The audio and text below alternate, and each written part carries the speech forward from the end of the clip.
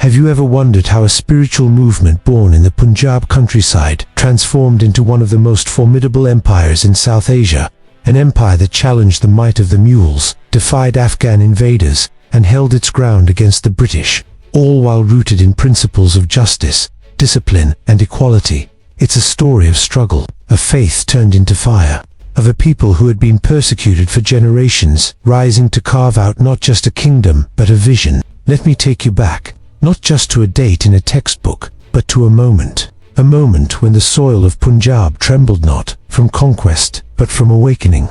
In the 15th century, the land of 5 rivers lay between powerful worlds. To the west, waves of invasions swept in from Central Asia, Turks, Afghans, mules. To the east, the flickering power of local kingdoms. And in the middle, farmers, traders, artisans, ordinary people seeking peace and something more. It began not with a sword, but with a voice. Guru Nanak was born in 1469 in a small village called Tawandi, now known as Nankana Sahib in Pakistan. From an early age, he was different. He questioned rituals. He saw beyond divisions of caste and creed. He traveled, preached, and shared a message that seemed both simple and revolutionary. There is no Hindu, there is no Muslim. He wasn't founding a religion, he was planting an idea that God is one. That service to humanity is service to God. That truth, honesty, and remembrance of the divine mattered more than any ritual. And through his travels from Mecca to Tibet, Guru Nanak sparked a following. But as the centuries turned, this spiritual path faced storm after storm. The Mughal Empire, strong and centralizing, began to view the growing Sikh community with suspicion. Later, gurus like Guru Arjan Dev and Guru Tegh Bahadur paid with their lives executed for refusing to abandon their faith or convert. And yet, they did not retreat. They transformed. Guru Hargobind, 6th Guru, picked up the sword. He said a Sikh must defend not just the faith, but justice itself. He wore 2 swords, one for spiritual authority, the other for temporal power. It was the beginning of a new idea, that saint and soldier could be one. That idea would find its fiercest form in Guru Gobind Singh. Born in 1666, Guru Gobind Singh was the 10th and last human guru of the Sikhs. His life was a storm.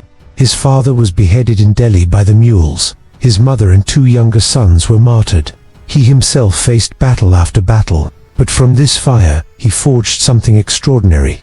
In 1699, on the festival of Vaisakhi, he asked his followers a question. Who among you is willing to give your head for faith? One by one, 5 men stepped forward. They would become the Panj Pyare, 5 beloved ones, the first members of the Khalsa. Guru Gobind Singh created the Khalsa as a brotherhood of saint soldiers, committed to defending truth, fighting oppression, and living with dignity. Every Sikh initiated into the Khalsa would wear 5 symbols: kesh, uncut hair; kara, steel bracelet; kanga, wooden comb; kachura, shorts; and kirpan, sword. No longer would they hide their identity. Their faith would be their flag. But Guru Gobind Singh's time was short.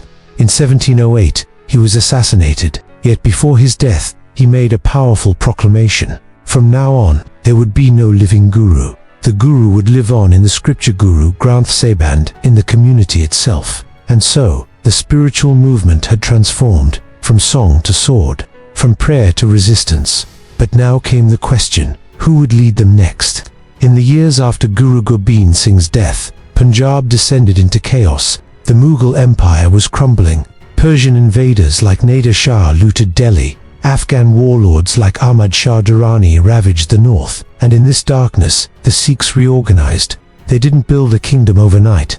They formed misls, small, self-governing warrior bands. Each misl had its own territory, its own chief, its own army. There were 12 major misls, and they would raid, resist, and rule in parts of Punjab, often uniting for defense, but competing for power. It was a decentralized time, but also a period of foundation.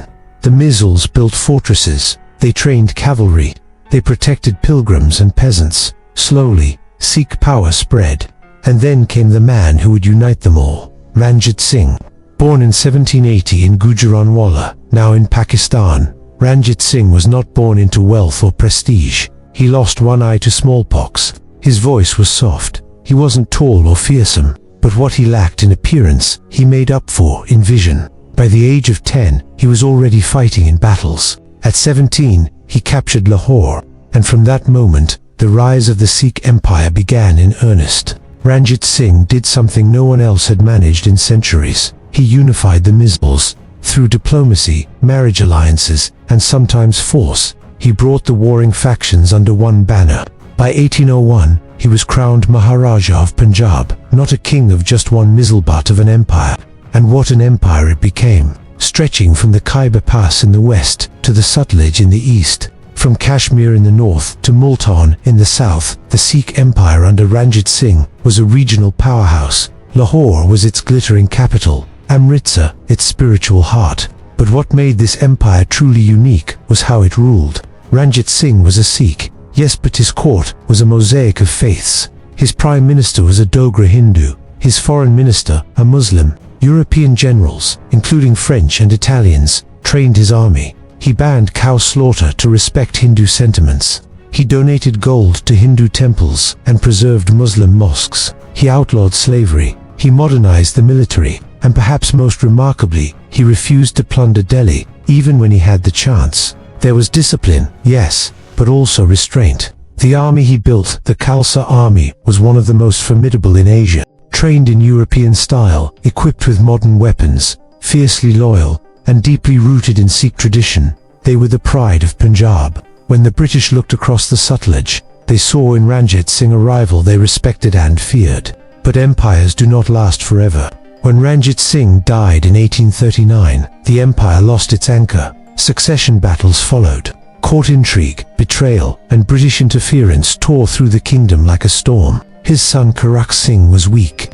His grandson Nihal Singh died under mysterious circumstances. His trusted generals fell into rivalries, and as chaos deepened, the British advanced. 2 wars followed the First and Second Anglo-Sikh Wars. Despite fierce resistance, especially in battles like Chilianwala and Sabraon, the Khalsa army could not overcome internal betrayal and British cunning. In 1849, the British formally annexed Punjab. The Lion of Punjab had roared its last, but what remained was not silence, because the Sikh Empire, though gone, had lit a fire in the hearts of generations to come. It had shown what faith and unity could achieve. It had built an inclusive empire in a time of intolerance. And even under British rule, the spirit of the Khalsa lived in rebellion, in poetry, in memory. Today, when you walk through the streets of Amritsar, when you visit the fortresses of Lahore or the Gurdwaras that dot Punjab, you feel it. The legacy, the pride, the pain, the promise. The rise of the Sikh Empire was not just the story of a kingdom, it was the rise of a people who refused to be broken. So, the next time someone tells you empires are only built with blood and ambition, remind them of this one, built on faith, defended by courage, lost to betrayal, and remembered with honor. If this story moved you, if you felt the rise, the struggle, and the fall, don't forget to leave your thoughts in the comments. Like this video to support more true stories from history, and subscribe to the channel for more journeys into the past, because the echoes of history still live in us today.